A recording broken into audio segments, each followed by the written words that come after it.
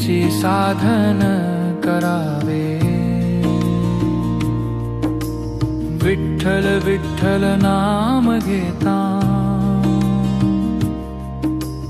प्राणी जाती मोक्ष पंथा।